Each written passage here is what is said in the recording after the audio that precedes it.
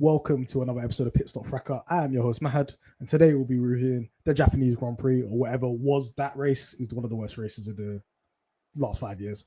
But I'm joined by Richard. How are we doing, brother? I'm all good, bro. I'm all good. Hay fever's kicking my ass this weekend. I can't lie, bro. But yeah, that race was abysmal, man. 6 a.m. wake up for that, you know.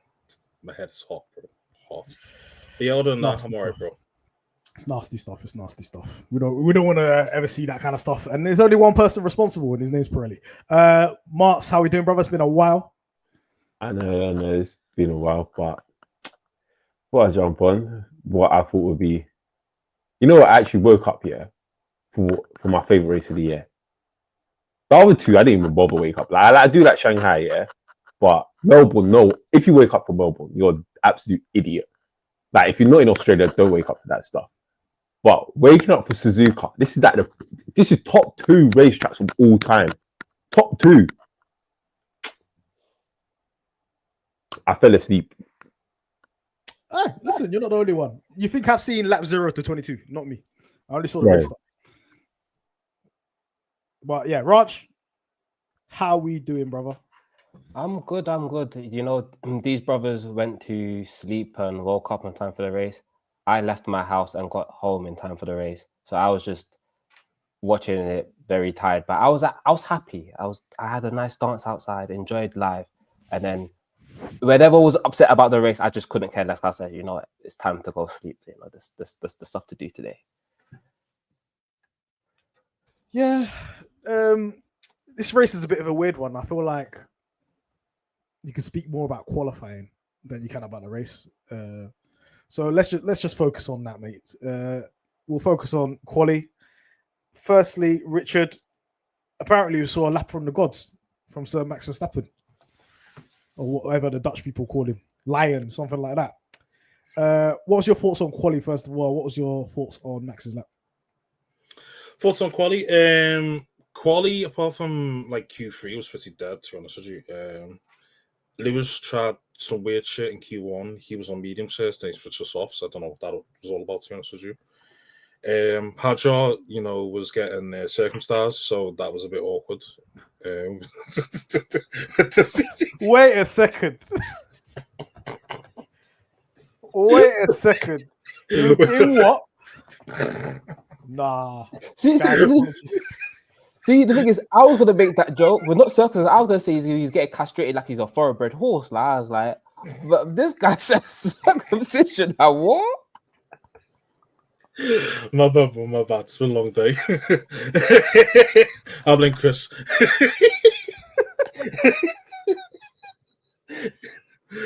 Yeah, Hadjar was having issues anyway, and he was displaying decent pace behind Max. He was a quarter of a tenth behind Max in this Q1 lap.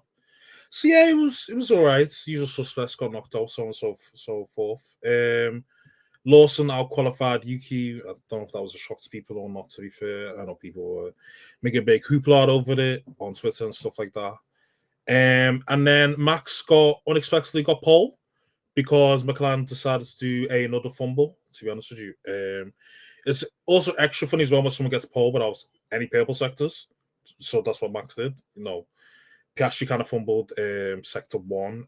Norris, I can't remember which sectors he fumbled, but there was only, I think, less than a tenth in between it for all 3 of them. And yeah, I wouldn't really. It was a monster lap from Max, but we won't really say like a lap of the gods, whatever that means, to be fair. He just capitalized on bozo behavior. That was it. That was it. That's all there is to it, to be fair. You know, so fair play, because no one was expecting it, and it also unveils a theme that, you know, if you want to win a race, you're gonna have to get pole, because it's the 4th consecutive pole to win that we've had this season already. So if that's the theme of it, we basically just got a quality championship. We basically got Monaco for times 24. And that's not looking good, bro. It's not looking good. So I just want to say something, yeah. Yeah, go ahead. I'm about to go on a rant. You can go on a rant. It's not a problem. It's all right. We've sectioned this part of the pod off for you, bro. Listen, yeah, what Richard is saying is exactly right. It's exactly right, man. What has my sport become? What has my sport become? We're relying on guys who, well, not even guys. We're relying on nerds who work on Excel. Like, no one likes working on Excel, but they're working on Excel to give you fun in Formula One now, with its strategy or nonsense. It's horrible, man. It's absolutely horrible. And we'll get onto it more during the race, but yeah, that quali session. Also, by the way, I just want to bring up Yuki Coin. If you haven't sold at least half your stock, you're not going to make your money back anyway. This is the highest it's ever going to get. Okay? It's already gone down. It's already gone down. Sometimes, bro. Hey, listen, I sold. Once you got that Red Bull seat, I sold. That's it. That's the highest you're going to get. But, nah, man. I think quality just shows. And again, this is my other thing I wanted to bring up, actually. Yeah, the way the media are talking about Red Bull. We're acting like they just haven't won the last 3 championships in a row. I mean, yeah, of course they didn't win the constructors, but they won the drivers twice, and they won the last 4 They won the last 4 drivers, and 2 constructor titles within that time period. And we're acting like they're nobodies, like they're coming there like Alpine. They might talking about, oh, Max Verstappen is bring this absolute shit box to the front of the grid. Like, bruv, that car won how many races? It's won like 80% of the races over the last 4 years. It's just an improvement of the cars before. Just because Newey's gone doesn't mean it's a shit box now. It's still the same car in principle. It's still Newey's car. What are we doing here? I was watching today's race here, and I realized this is where they made it. They just kept doing it, and it's the one. Who does the F1 commentary with Jolyon Palmer? Alex Jakes. Alex James. Bro, he just kept going on it like it was some weak ass car. Like, this is literally a world championship car. They're looking at it through the lens of the second driver rather than the first driver. They think the performance of that car, the average performance of that car, is wherever Liam Lawson finishes or Yuki Tsunoda finishes or whatever. That's why they're saying it's crap. If Yuki Tsunoda was 5th or Liam Lawson was like 3rd or 4th or 5th, they wouldn't be saying any of this. This is the craziest stat pad ever. Because they're basically saying, look at the car this guy's got. He has got Alpine. He has got Aston Martin. He's fighting for his life in this car. The reality of it is, and I want people at home to know this, is he is driving the theoretical speed of that car. That is the maximum speed of the car. That's how fast the car has been designed to go. I tell you what they're doing, yeah? Remember Ferrari 2012? That was a crap car. But Alonso was just getting the best he could out of it. That's what they're trying to do with this. There was no... Alonso had Ferrari that had precedence before. They hadn't won a constructor's title. Where did Chris go, bro? What the hell? Man went in the shadow realm, don't kill me. Hey, what's a power car? Don't like kill went me. into darkness. Oh, no, but it's true though. Right, Ferrari 2012, they didn't have the greatest car yet, but Fernando Alonso every week was getting the best he could out of that car. This ain't the same story. This is a world championship car that we've had for the last 3 years, and they just built on top of it, just added a little bit. And yes, the main engineer's gone, but McLaren is not as, I think this is where we get onto it in the race as well. McLaren's not as great as car's not as great as everyone says it is. It's not a Mercedes 2014 blowing everyone out of the water type car. It's not that at all. This is one of everyone's saying this is going to be meant to be the golden year for the racing. It's meant to be the closest it's been. So why are we acting surprised why are the media acting surprised that Red Bull are at the front or they're doing so well? It literally it doesn't matter what Yuki Tsunoda or these. It is very common knowledge that the second driver of the Red Bull seat cannot drive that car. I can go in and put the same performance in there, Yuki Tsunoda, and it won't be a shock to anybody. Let's stay calm.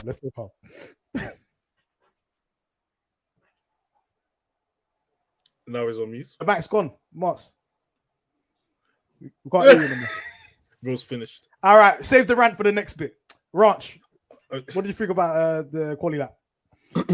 No, it was a class quali lap. Yeah, like the thing is, I want to give him his flowers, but I hate the glazing that people are doing when they're treating him like a tractor. Like Martz is right and Mahad is right. He's driving it to the theoretical best of the car's ability, and I've been saying that these cars are all close.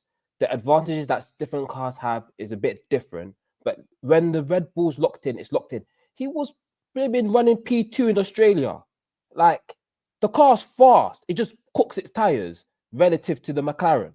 So it's fast. So I don't understand why people are acting like like it's a Paul miracle. But he did a class lap, and the fact that he made so much time at the end compared to Norris is credit to himself. And it's more of a indictment to, let's say, the others, as in the McLaren drivers and whatever Mercedes and George were doing, that they allowed this to happen. But again, good lap. He should be proud of himself. Like you can see that he was whipping the car properly around the lap. So, like I can't fault Max Verstappen, but I can fault the people commenting around him. Like the Bill Buxton, you're in IndyCar now, bro. You don't need to talk Formula One no more. You're in America. That says stop thinking about F1. You're in a different time zone, brother. Yeah. Tell us about Road America, innit?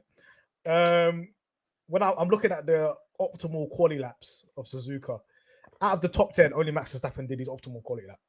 Everybody else dropped time. They did not do their best laps. Only Max Verstappen did exactly his final best sectors on the final run in Q3. So Piastri dropped a 10th. Norris dropped 2 100ths, so which is very small. Leclerc dropped a 10th. Russell dropped a 10th. Hamilton dropped 2.5 tenths from his optimal lap, which is a bit scary. We're going to speak about Hamilton because it's scary hours in quali. Antonelli basically did his best lap. He did 8 100th of a second. So, and Hadjar did 0.034, which is basically did his optimal lap. So, if we're talking about who should have been on pole, Piastri should have been on pole, but he's sector 1, and I think Andrea Stella said it. His turn 2 was awful.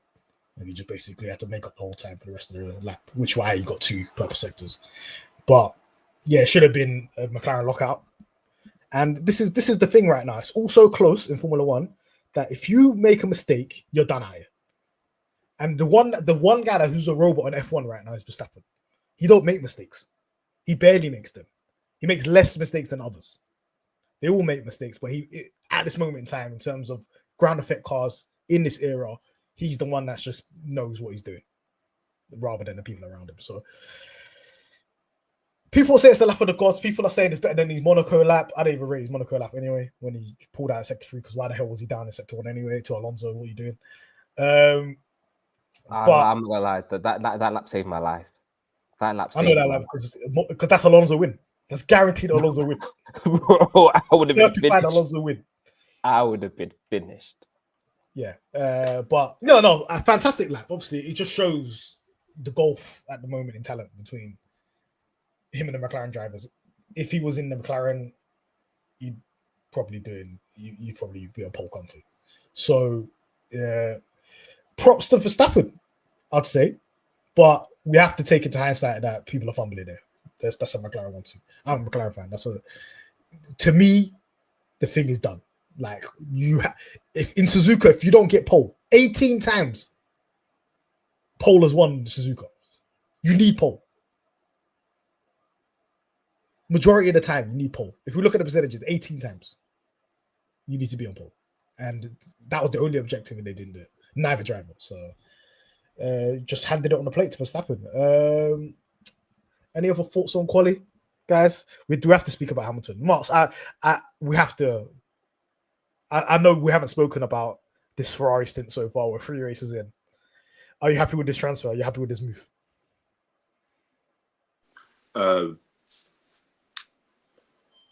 It's a work in progress.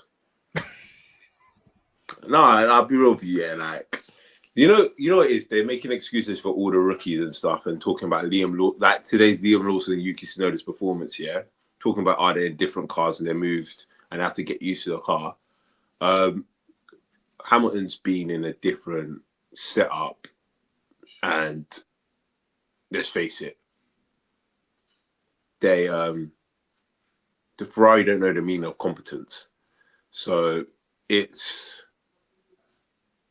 just learning, isn't it? It'll take a few months to get into it, and then we'll see. But I think we've all known that quali, it's been downhill for a long time. Since 2021, it's been going downhill. So it's always going to be on the race day. And if the car's not good or you're not getting a race pace for the race day, it's just not going to be Hamilton's day. So until we might get something next year is probably when we will find out.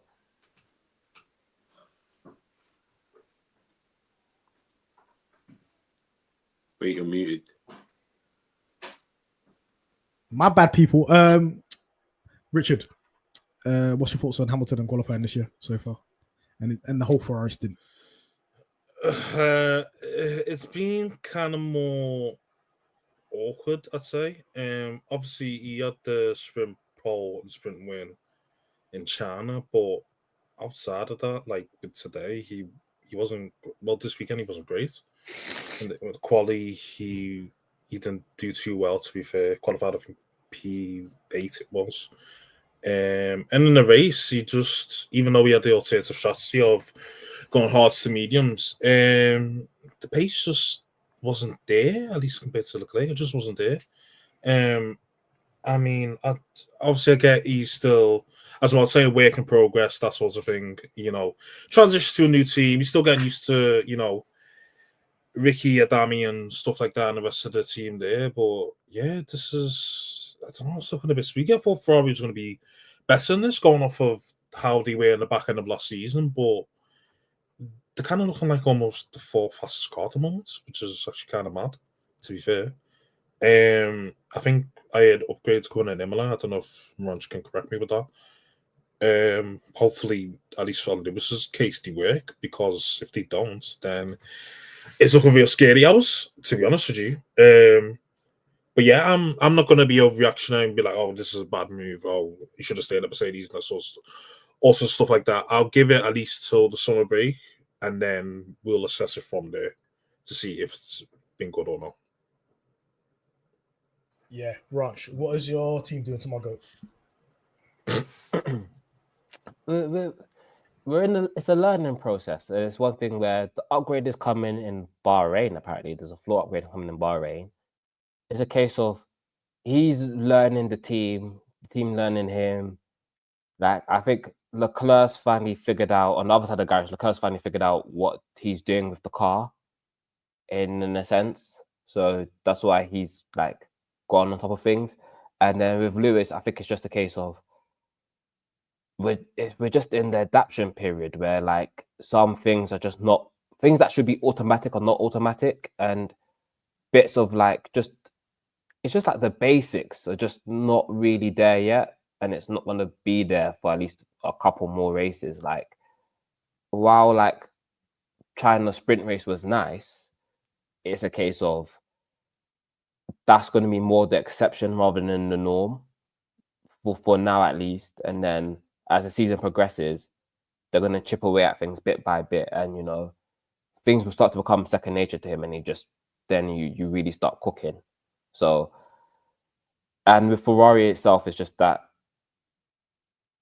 it's more of a case of they need to like just get to grips with the car, because they changed a bunch of things, because obviously it's like they knew McLaren were changing things for this season.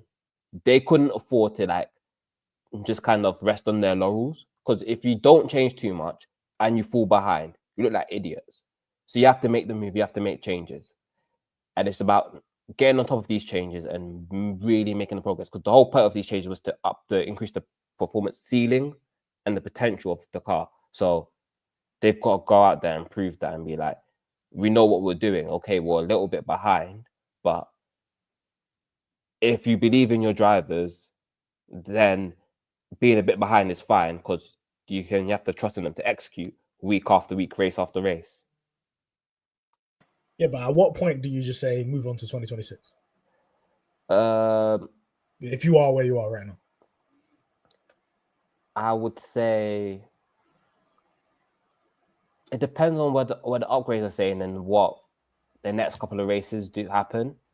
So if they have this upgrade and suddenly they're a lot more competitive, then you don't move on. If you're still in the same place by June, then it's like, okay, put more effort into 2026. That's too late. I'll be real with you. June, That's- you can't do June. That's you too better late. you need to be fast in May, beginning of May. No, as in that's why this upgrade needs to be fast now. And then if it's not fast, because obviously the beginning of May is like the June is like race 9, isn't it? June is like the proper European season. Yeah. So Barcelona is race 9, which is June 1st or whatever it is. Yeah, but so by Spain, where the reg changes about the flexi wings come into effect, just lock everything off then. So the last race basically in May is Spain. So before that, you've got this is a triple header. Obviously, you've got Bahrain and Saudi, and then the week after you've got Miami. Then you've got San Marino and Monaco. So excuse me, Monaco, that's not a real race weekend. So. Yeah, it's not. I mean, it's not ideal, but I'll be real with you. If you ain't looking like you're gonna get a race win by the end of Monaco, just pack it in and just go, man. Like, wait until June to see what you're doing at the real circuits. It's just too late then. Like, just focus on the new car, because the way everyone's talking about this new engines and the new regs, sounds like everyone's way behind. Like, no one knows what they're doing, man. And it's going to be like 2014 all over again. Cars just breaking down. We have like 6 cars finishing a race. It's you don't want that, and that's what it sounds like it's going to be. And if next year is like 2014, then this year's 2013, and teams are going to pack it in at the end. And one team's just going to start just winning all the races, like our Red Bull did. Because teams were just end of 2013, teams were packing it in.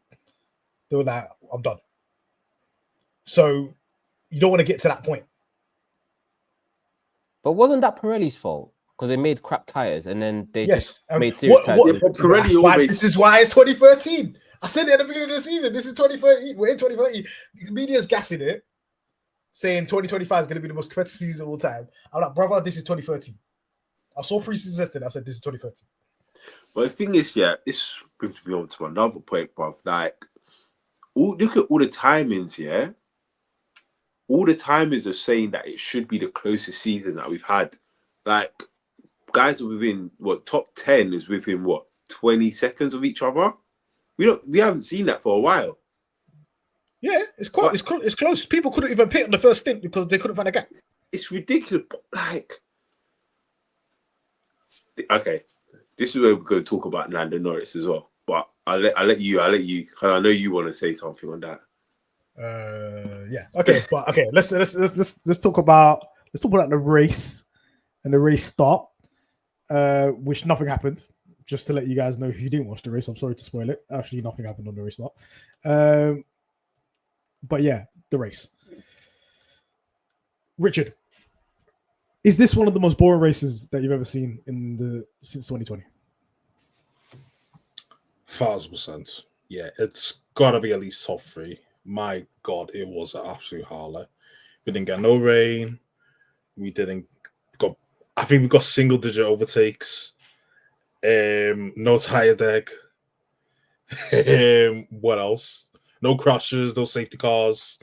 Nothing. It was just everybody's predictions mudded, by the way. Yeah, it's just a clean, normal, conservative race. Yeah, because I thought Max was going to get dunked on.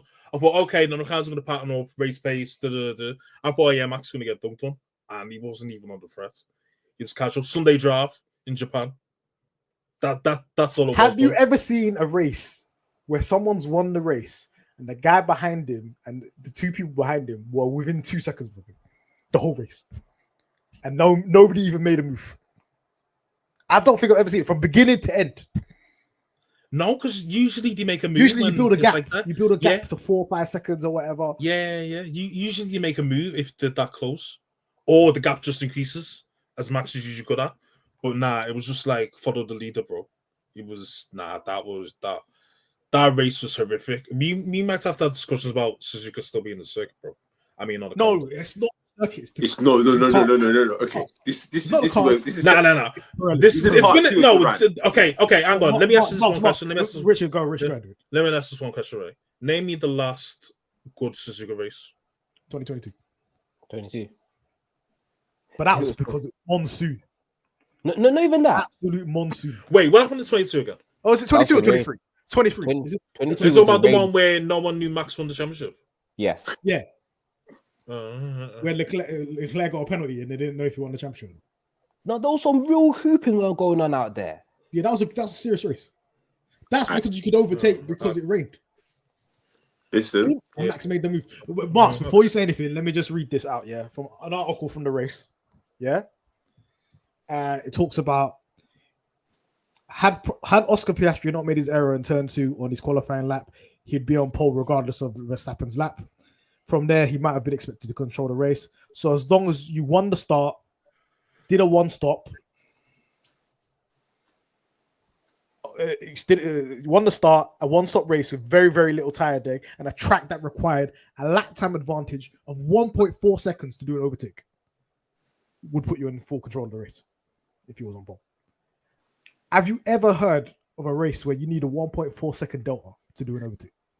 this is where Formula One management, the FIA, and Pirelli all owe us all an apology for making us wake up at 6 a.m. to watch that crap. Okay?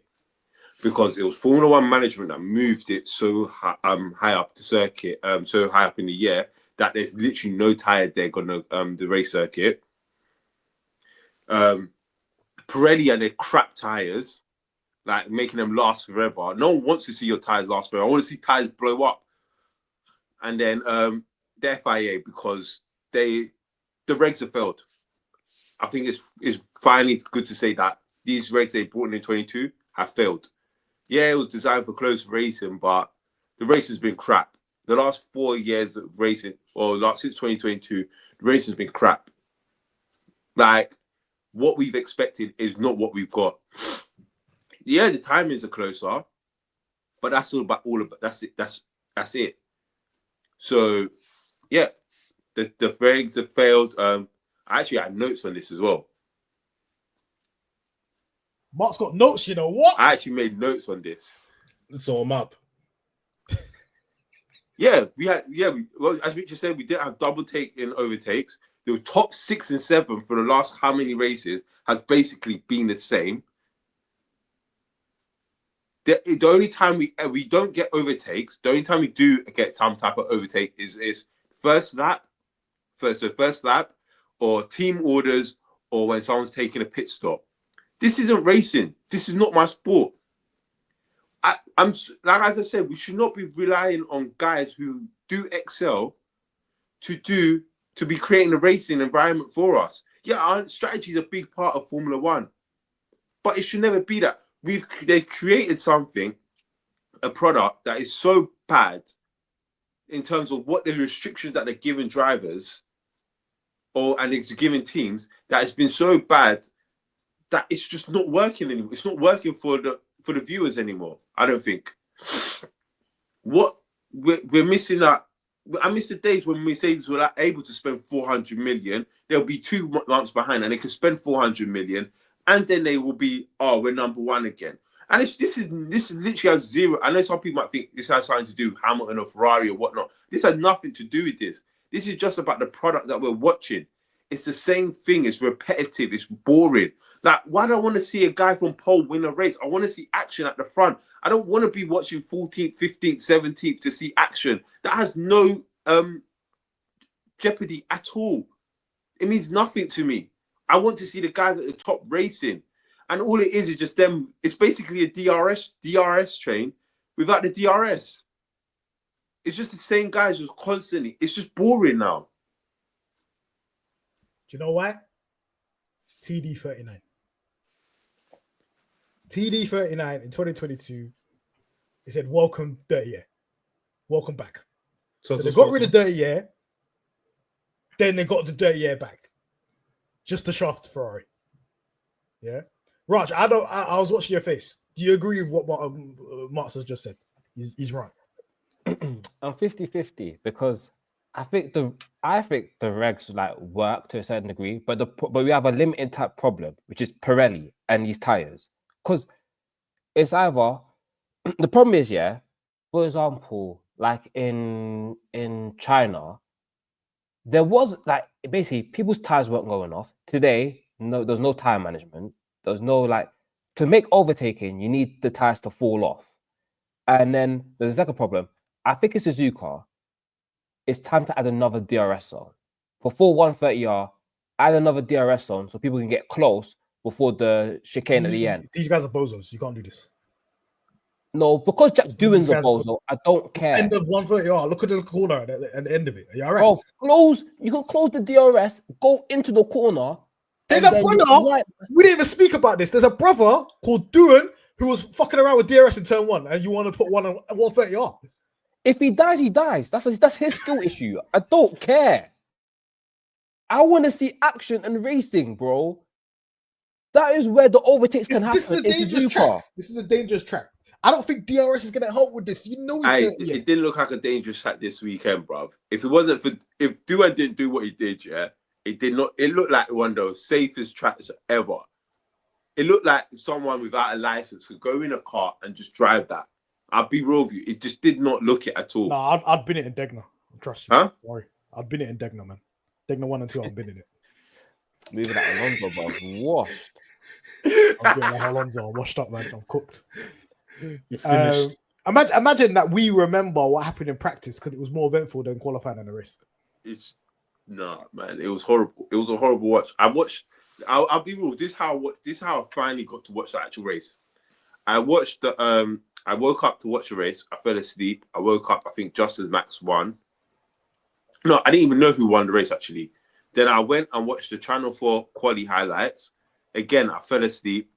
Woke up at the end. Saw that Max won. I was like, all right, cool. Let me try to catch the Sky highlights. Again, fell asleep. And then I was like, all right, no, I'm coming on a pod. I actually have to watch something to see what I'm talking about. And then I finally managed to watch the highlights while I was cooking. That was the only reason why. If I was sitting down doing nothing, I would I'm actually interested to see how long the YouTube highlights are for that race.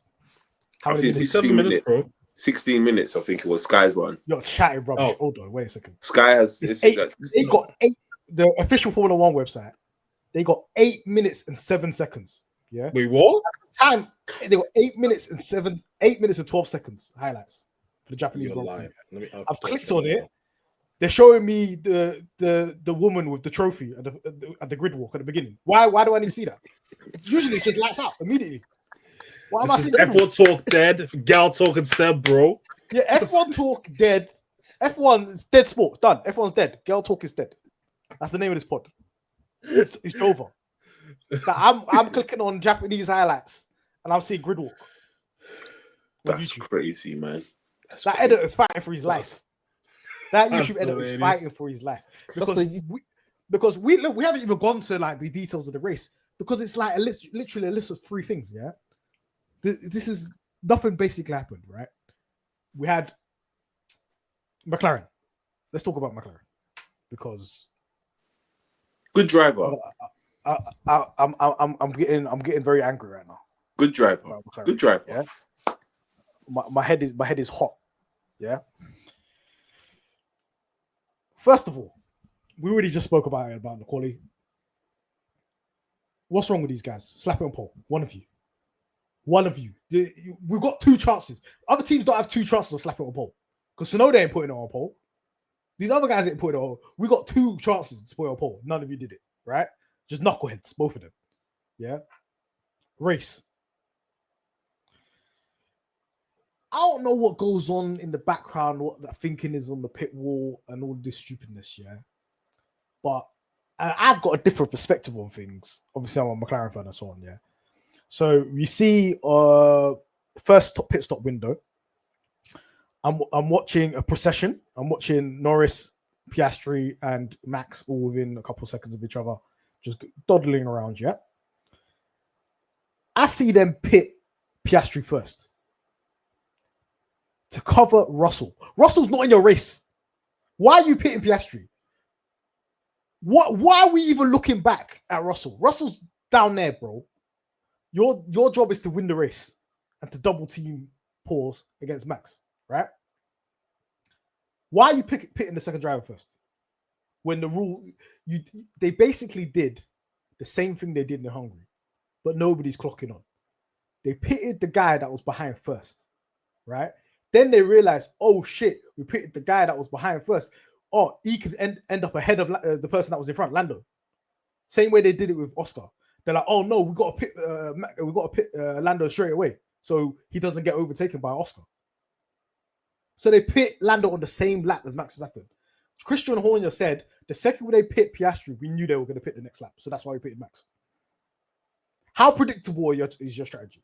Because they already knew the mistake you made. Because Red Bull pit was thinking, why did you pit Piastri first? Are you all right? There's absolute. I can't even express how stupid. Imbeciles on the pit wall. Hard work, thousands of man hours are being put in to build a rocket ship, to build a beautiful car, so you can win races, yeah. And you got bozos on the pit wall, and you got drivers not putting it together, just wasting everybody's time. Richard, what's your thoughts on McLaren? This race. They haven't learned the lessons of last year, to be honest with you. Oscar, he fumbled pole, so did Norris, to be fair. More Oscar, because in Sector 1 alone, he was 3/10 down on Norris, which is crazy. That's why he lost so much in Sector 1. And then he got paid up in Sector 2 and Sector 3. And, of course, to see with the race, when I seen Oscar got pitted first, I was confused. I thought my phone was glitching because I was watching the thing. I've got a bit of a tape delay because, Fire Stick and all that shit. I was watching I was watching this, boy. You're done. I'm finished. And then I'm watching so it's like the lap times and stuff on my phone, and then I see Oscar pit. I'm thinking, oh, is my app glitching? What's going on? Why is Oscar pitting first? So see Oscar pit. So I'm thinking, wait, ain't this what he did in Hungary last year? Why does the second man get pit first? So what, are they trying to undercut Lando on the slide? Like, what's going on? So as you said, they pitted Lando the next lap. Then Max came at the same time. Once Max came at the same time, it was done. It was done. It doesn't matter that Max had a 3.3 pit stop and Lando had a 2.3. It was done. Because then Lando's doing desperation thing. Oh, man pushed me off, but you was cutting the grass, bro. You was doing black and deck on the grass, bro. Don't do this. Like come on, fix up. You got a rocket ship, brother. Don't do black and deck on the grass.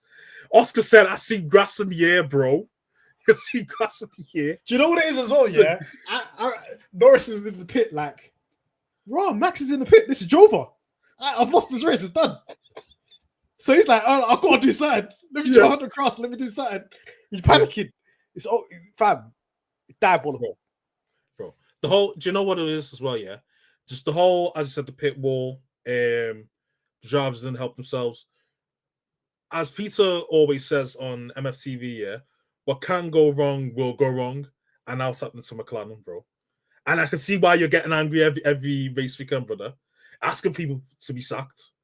The problem is I can read between the lines when you say you want people to be sacked. Because people think you're talking about Will Joseph and all them, man. I know who you mean. I know who you mean because you're staying African dad. that's what... Do you know what it is, yeah? Do you know what it is, yeah? And I will say this, that let me point out that Norris was stupid to go on the grass. Just stay behind him and then you would have been in DRS and you could have done your thing because the guy in time would have been gained in the pit stops because you gained a second on him, right? So that's his mistake and whatever, yeah? But at some point, yeah, your driver has to do a thing. The car has been supplied to you. Your drivers have to do a thing, right? Whether it's putting it on pole, whether it's doing a crazy overtake, which, to be fair, it wasn't feasible in that race because you need a 1.4 second DOR. That was never happening, right?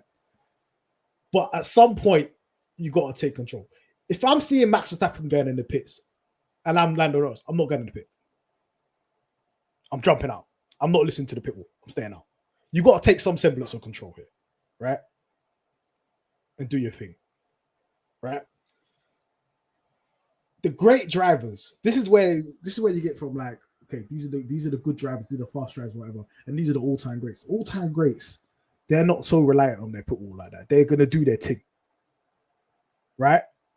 And they're gonna get carried. I've seen McLaren get carried for years by the drivers, for years. Even when we weren't good, Alonso, Hamilton, whatever, they were gonna do their thing on the track, and McLaren strategy will kind of complement that. The McLaren strategy weren't leading it. When McLaren tried to lead it in the late 90s, we'll get cooked by Ferrari, left, right, center with Eddie Irvine, for goodness sake, because of Ross Brawn and that. So this is not something that's like a particular strength of McLaren, right? Me personally, as a McLaren fan, combination of the drivers and the strategy, you've got the car. Stop fucking around. Stop fucking around, right? Ranch is loving life because he's seeing this. He's seeing this in 4K, and he's like, "Fuck McLaren, you man are fumbling." The same way I was watching 2022, watching Ferrari fumble with a fast car, right? Martz, you got some thoughts on Norris? Good driver. That's it. Good driver. Could win the race here, there, but good driver. You know what the problem is with him? He's never been there before. So he doesn't know how to act. It's his first time popping bottles. He's holding the bottles, he's feeding every girl he's seeing. It's just not working for him. You know what I mean? He's wasting the drink. Like, act like you've been there before. You can't just be giving it drink out to everyone, bro. Like Fredo says, can't be feeding the baddest pasta. And he's feeding everybody pasta. Like, yeah. Norris, no. I think Norris he's a good driver. I feel like he's a lot for him to work on before he becomes a world champion. I feel like if he does become a world champion, it's the same way Liverpool's winning the league this year. It's because there's no real competition there. No, look at Richard's face. Are you crazy? No, but it's true. And it's not like there's no real competition as well, but everybody else is fumbling around you. Like your actual main competitors are fumbling around you. McLaren need to grow some balls and actually start making actual real decisions as well. It'll come down to the last 10 laps. Lando's not hit the Max's DRS once. What's his name? Piastri's coming to the DRS of Lando how many times?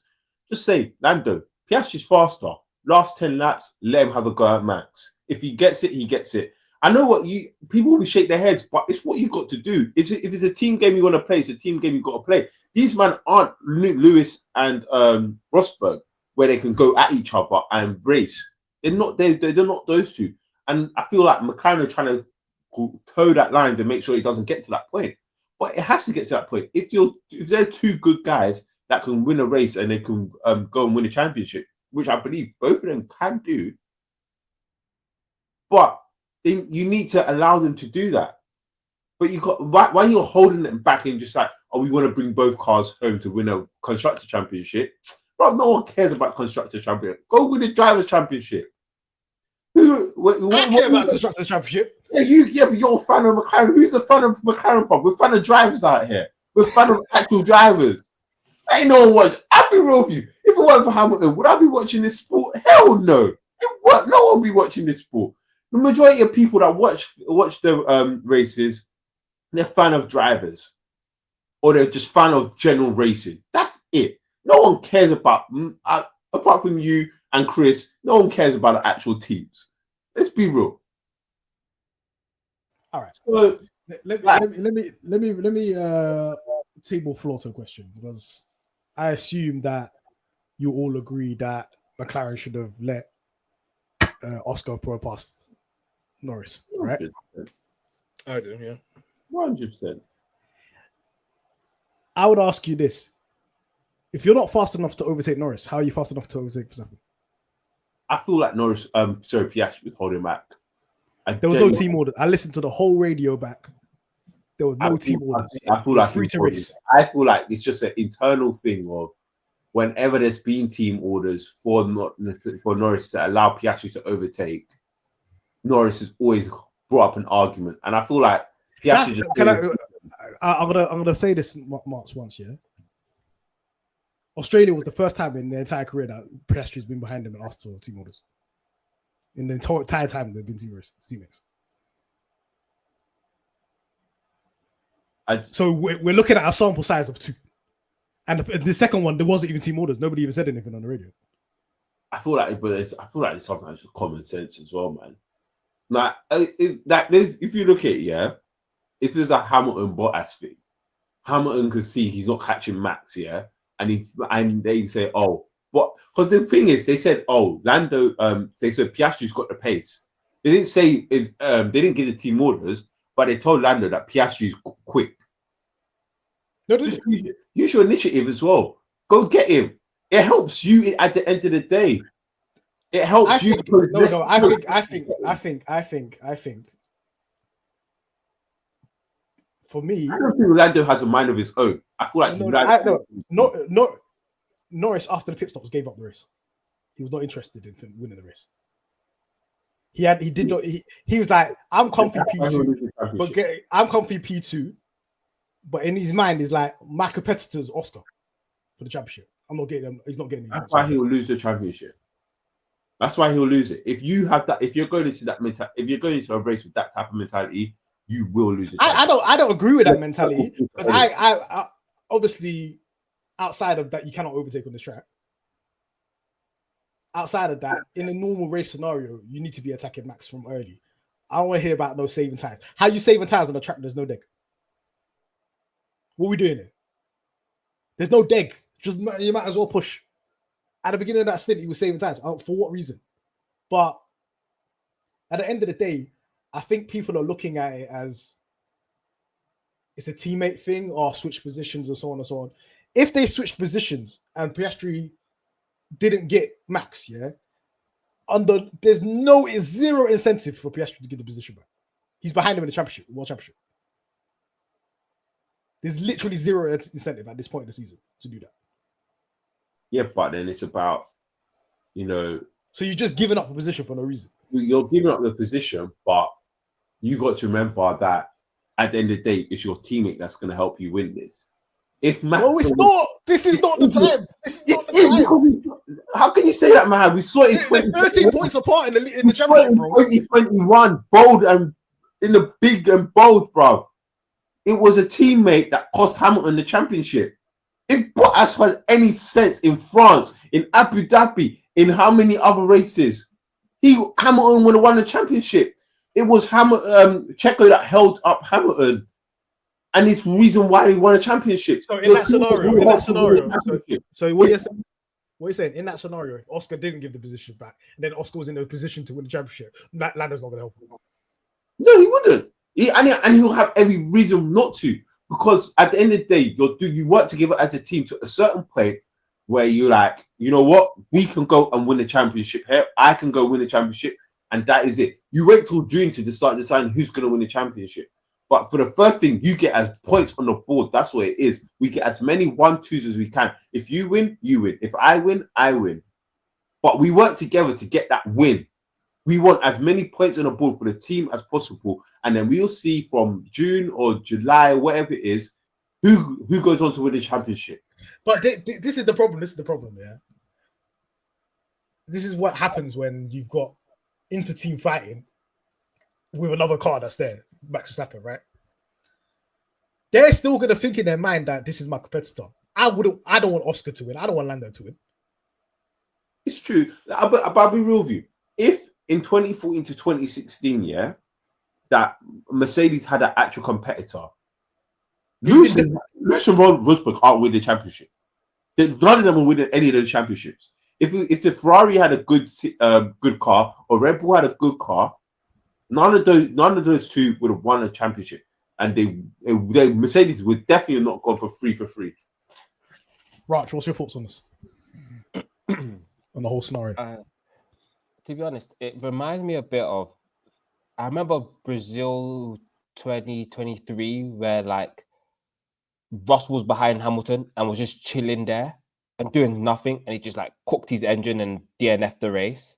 It gave me that energy where when no one's doing anything, and it's like someone needs to make a mind up and kind of go, like, because obviously I don't know all the radios for what the McLaren were saying, but it's like it gave the energy of like they didn't just go, if you're gonna go to Lando, make the move, or we're gonna make a swap. They just kind of were just like twiddling their thumbs, and They didn't answer him. I'll give you the answer. They didn't answer him. He said, "I got the pace." They told Lando just the time gap. And that's it. Behind him and in front of him, and that's it. They didn't give any instructions because they know the character of Lando, and they know he's gonna kick up a fuss. They know. What I'm trying to say to you is, it's never happened. It's literally only happened in Australia. Yeah, in the 2 years, it's not happened. I feel like the time team orders happens the other way around. The time team orders happens the other way around. It's literally because Lando's like 4 tenths quicker than him on the lap. What I'm saying is, I don't think it's the type that's only happened in Australia. It's the type you work with him every day. You know what type of temperament he has.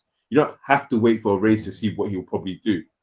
So I think they already know what, like, we don't want to upset Lando because next year with drivers as well, there's a whole up, like no one knows what anyone's going to do. Who knows what type of brakes they have in there. Lando can go to this place and Max can go to there. Everyone's trying to play nice as well.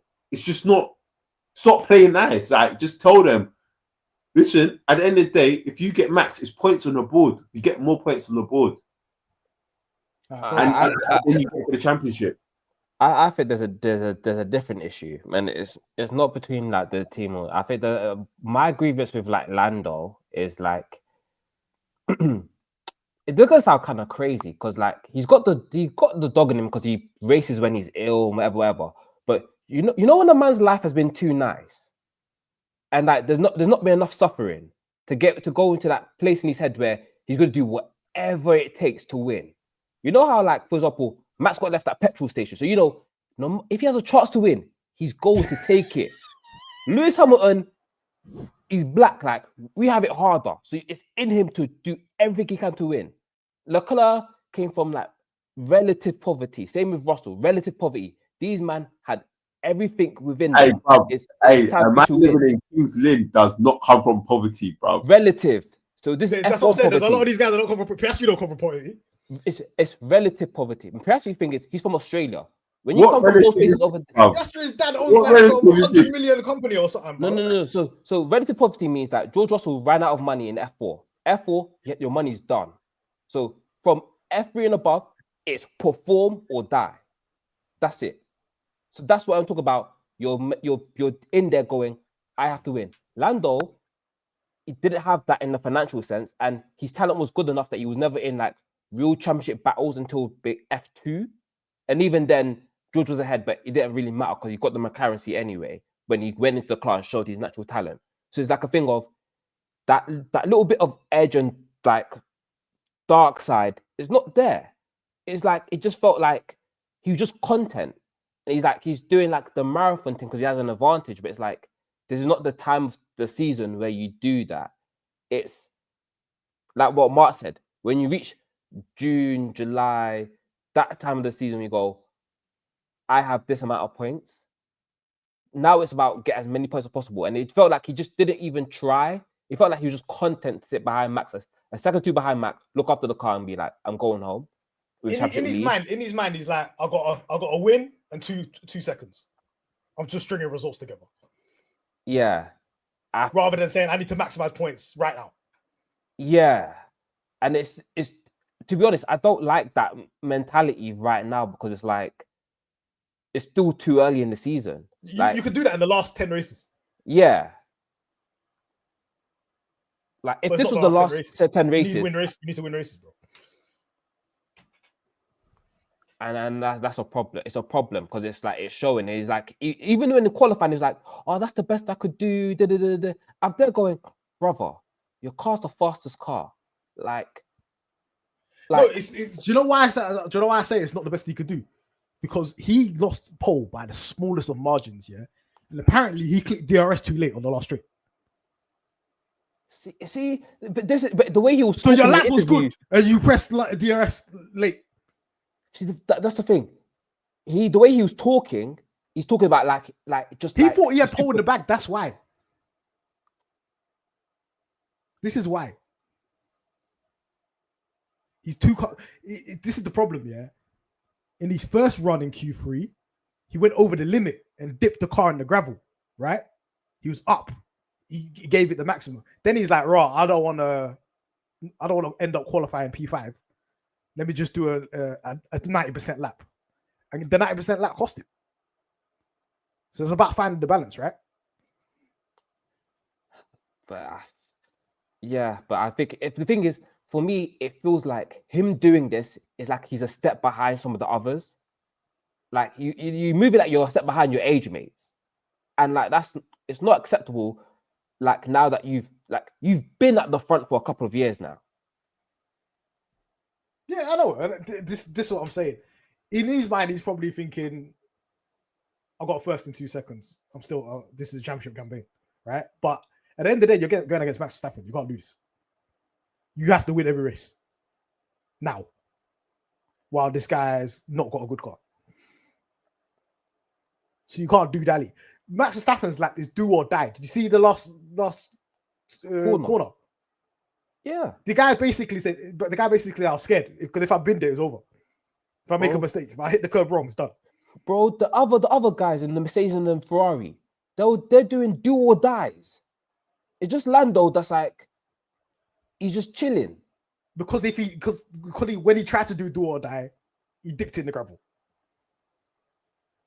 This is what I'm saying. This is what I'm saying. Like, it's for me personally, it's all got to come together now.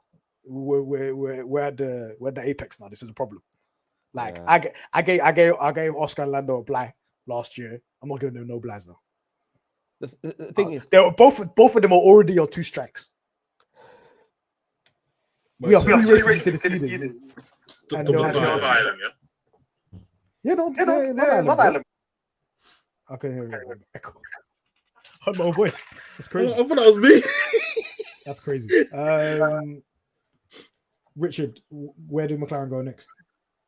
From here, they have to win everything, no? Up until they need to act like they've been here before. They need to act like they've been here before. It's simple as that. You've got the fastest car on the grid. Okay, you're going up against the Demon and Max, but he's showing you what happens if you don't take your chances, bro. It's as simple as that. If you don't take your chances, Max is right there, bro. It's as simple as that. The lads need to get it together in quali, because now it's looking like a quali championship, which is looking a bit peak. Unless Pirelli do something with the tires, or do you just bring softer compounds like a C0, C1, C2, the whole of the rest of the calendar, because that might be best case scenario. Yeah, we might still get races where it's a 1-stop, but the other races might make a little 2 or 3 stop to mix it up, because we know some of these pit crews are patterned, so there's going to be mistakes, and it's going to cost drivers points, wins, podiums, that sort of thing. And yeah, McLaren needs to get a pattern, or as you said, Zach Brown are going to have to start firing people. It's as simple as that, because if McLaren don't win either of these championships, it's scary hours. It's as simple as that. Because you man are the bookies' favorite for both. It's slam. It's nailed on. It's nailed on. So even if they don't get a patent, it's Jova. It's Jova, bro. And but constructors is a patent though already. I'm not worried about that. The lead is scary already. Yeah, but wait, the only team that I don't know, because it's weird. Because actually, no, the only team that could challenge them, that I think could consistently challenge them, would be Ferrari, but they're the worst out of the top group. All right, so Ferrari's got 35 points and McLaren's got 111 already. Yeah, no. But the thing is, if Ferrari would say went like to the top, you could count on their drivers a bit more to execute. But unfortunately, they're the least likely to reach the top. So it's at least you got the best pit crew in it right now. Yeah, because you know. Well, so you need to steal some of theirs, do you? Zach Brown needs to get on the blower. The pit crew nearly got the win today, but Lando decided to go on grass. But anyways, let's talk about stinker of the weekend. Who's your nomination, guys? Richard. Maybe Lance Stroll, Only guy to pit twice. Starts on softs, cooked him after 10 laps. Did he have damage or something? Because why was he there? The time I was like, what's going on? Why is it minus 20 seconds? What's cooking right now? No, he pitted twice, didn't he? He cooked the Yeah, softs but after 10 laps. What was your team's plan? Wait. No, what was Lance Stroll's plan? No, I want to know. Why are we doing twice? Alonso got P11. What was? Have you seen that TikTok, bro? And there's a guy hooking Lance Stroll, and he's like, he goes through all the stinkers of 2023, and every single one of them was Lance Stroll. Oh man, yeah, bro. I'm sick of this. I would love to have his life, man. I'll be real. You know he's gonna be there, right, Richard? He's staying there. Even if you guys sign Max Verstappen, he's there. Max saved me, bro. I've had enough. Alonso's Max, watched. I don't want to hear nothing about Max's teammates if his next teammate's strong. That's crazy. His history, his rap sheet looks nuts. The only guy of decent quality is Daniel Ricciardo, prime Daniel Ricciardo. That's crazy, man. That's crazy. And then Daniel Ricciardo immediately got packed in by Lando. Allow it, man. This is not good. But yeah, Stinker's Lance, man. Fuck it. All right, Martz, you just think of the weekend. Yuki, man. Yuki. Why? This is crazy. Man's shorting the stock with this take, Hey, this He's taking a short position. Yeah, I just think he wasn't good, man. It's written in the stars. It was going to happen, didn't it? I think he did better than Lawson, though, 100%. Yeah. What Lawson was doing in that car. I feel like that's that bottom of the barrel, isn't it? Like, I think Yuki, I know it's your first time in the car, but it's very similar cars. You should at least got top 10. And you didn't. That's overtake, bro. Hey, it's mad. Yuki finished 24 seconds out of Lawson, Fucking hell. They And were he started side by side. He started behind, man. Side by side, bro. How bad is 24 Lawson that he seconds. finished that far behind the Hadra, bro? Kwame and Amit, the police on the way. Kwame and Amit, the police on the way. But the thing is, sorry. The thing is, who thought this? When I watched Junior Carries, I didn't think this guy was good. Who's buying stops in this Lawson? Brother, we were watching when we were watching 2022 F3, and going, this is the championship. It was man like Kwame, he was watching F2, looking at Lawson's thinking, yeah, that's me. No one else was watching that. Remember, me and you said, I remember us not saying F3 is better than F2, These F3 drivers right now, Hadjar, Behrman, all these guys are better than the F2 drivers. Yeah, I remember you saying talking about Lawson and Vips. These men suck. Listen. Where's our star? They're gonna promote him, innit? Get him up there. It's over, man. It's over, man. I reckon Lawson's gonna. If Lawson carries on, he's gonna lose his seat, bro. Lindblad's getting a seat mid-season, bro. They're gonna bring back Danny Ricciardo. Don't kill me, man. This guy is like Man said the return. This guy's like a time, bro. Just can't get rid of him. Just comes back, bro. Oh, what's going on? So you're saying Yuki Tsunoda over Liam Lawson for stinker? What? You know what? Because I have stocks in Yuki, I expected a little bit more. So if you got a top 10, it would have kind of like and the quality as well. He is like Q2 wasn't good either. Yeah, that was for what his practice runs were. Like when it came to the serious stuff, quality in the race, he just wasn't living up to it. So the fact that he was like 2 tenths behind Max, even in Q1, and then Q2 just stunk out the joint, bro. Yeah, he should be in Q3 immediately. You was getting Q3 like it was for fun in the racing rules. But yeah, stink of the weekend, Rach. I hate to say it because he's my boy, but Esteban Ocon, man, you can't get packed on potion by your teammate like this, yeah. And you know when you're trying to make, you know you're trying to make an excuse, yeah, and then they asked the team principal, said, no, I don't know what you're talking about. I don't know what you're talking about. There's no excuse. Everything's fine. And I'm like, you see, at Alpine, yeah, they don't know how to build cars. So I'm like, when he says, oh, there's something wrong, I believe him because it happened twice. There was something wrong, but you're at Haas now. Let's cut the nonsense, bro. Hey, What do you do when the driver you rate just has a stinker for no reason, and then the team principal comes out and says, "Yeah, nothing was wrong with the car, it's fine." Because Behrman, 12-year-old Behrman finished 10th, and you're 18th on pure pace. The thing is, yeah, when it was happening at Alpine, I believed Ocon, yeah, because Alpine are a joke man's organization. But Haas, yeah, on the Clio engines, isn't it? Yeah, but Haas on the Komatsu, yeah, these man didn't even do like proper CFD work on the floor, and they fixed the car. I'm like, this is serious organization. So I'm like, I can't be, you know, joking around. You had a stinker, mate. Like, but you're on mute. That's acceptable. Ocon, I'm watching you. I told you about Ocon, man. Hey, bro, I told you everything about Behrman, bro. I said, bro, it was even 2022. He didn't even turn around F3 car. I said, this is it. I said, this guy's the one. Just because he had a British passport, that's why. I will say, yeah. No analysis, bro. This year is the first time we've had 20 competent drivers or 19 competent drivers on the grid. Because who's the one that's not competent? Gyal.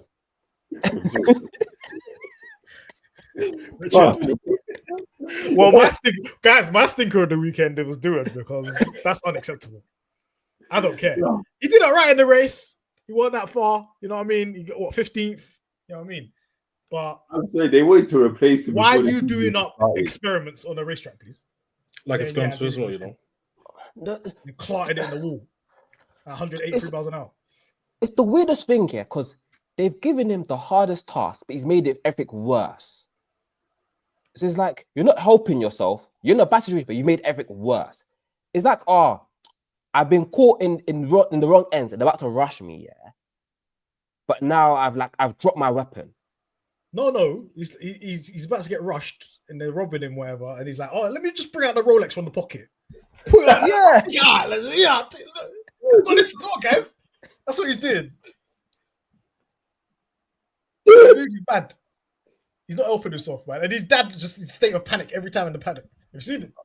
Whenever they put the camera on Mick Doohan, bro, the guy's in panic, bro. He's in a state of panic, bro. He's just shaking. Where's my man from? Wait, I didn't even bother look up him, bro. Where's he from? Oh, so he's Australian, and his dad is like a MotoGP legend. He's a legend. So we're talking like up there with Michael Schumacher, like that kind of legend. Real Nepo babies out here, man. All right. Richard, driver of the weekend. I'm going to say Kimi Antonelli. Yeah, I'm going to say Kimi Antonelli, yeah. He made the mediums work for good, what was it, like 30 or laps or something like that. Show good pace. Yeah, he done a good job, to be fair. Only finished, what was it, I think, a second behind his teammate, was it? Yeah, basically a second behind his teammates. After all, yeah, done a good job, man. For a rookie, then his third race. Listen, he's showing great promise, man. So yeah, I'm going to give it to Kimi. This is the guy, you know. 2 years, he'll be the best driver for Formula 1. I'm telling you right now. Things he was doing in the final corner. Whew, this guy's serious, bro. Trust me. Martz, driver of the weekend. Lewis Hamilton. All right, stay calm, man. Fuck you know, bro. You don't need to lie. Did you see the time Antonelli dunked in his head on Hamilton? I was like, brother, please. I was like, Hamilton, please, man. They were together, you know. Bro, the gap nuts. Lewis Hamilton. I think, yeah, I agree with Richard, you know. Antonelli, he looks serious, man. It's really got fastest lap as well. Yeah. You know what? Charles Leclerc as well. He didn't do nothing stupid, so that's. But bars and hell, man. Yeah. Listen, he had Russell in his mirrors all time, the whole time. But yeah, he did well, man. Because the Ferrari slower than Mercedes. That's just facts. I saw Antonelli dunk 10 seconds on Hamilton's head in a very short amount of time. Blacked out Ranch. I know your lights went off again. Well, who's your driver for the weekend? Oh, driver of the weekend. Mine is Ollie Behrman getting that Haas into Q3, grab the point. Great cook session. Made your teammate look rubbish. So, like, as a rookie, making your teammate look rubbish like that is crazy work. So, I can't complain, man. It's like the conveyor belt from this country is cooked again, man. That's another top driver in there. That Ferrari seats are waiting him, yeah? Bro, it's waiting him, bro. I'm telling you, him and Hadjar, I wasn't crazy putting them both in my top 10 in rankings list, bro. Serious wheelmen out there, bro. Yeah, man. Look, listen. People, my driver of the weekend is Hadjar on it. This brother, like you just said, his balls was getting squeezed out here on the seatbelt. Man slapped it into Q2, no problem. No issues. Man's going, bro, all men know the pain. Yeah. And this guy still slapped her. Look at, man was taking G4 straight to the nutsack. And man still put it in the lap. And got out of Q1.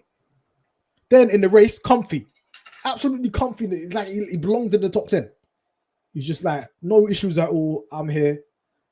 Albon couldn't breathe like heavy like a dog. Couldn't get past him. Right? So I was gonna give it to Max Verstappen, but that was like Real Madrid versus Stockport County, man. I'm not if he scores a hattie, I can't be celebrating that, bro. You know what I mean? Let's look at the quality of opposition. Like, this is where we're at. But yeah, Hadjar driving the weekend. Thank you for listening, everybody. Follow us on all socials. Follow us on Pitstop Fracas on Twitter, X. Follow us on YouTube. Like and subscribe to the video. If you're listening to this on Spotify or Apple, please give it a review. Give it a 5-star review. Give it some comments. We love all your feedback. And we'll be back next week with a review of the Bahrain Grand Prix. Peace. Peace.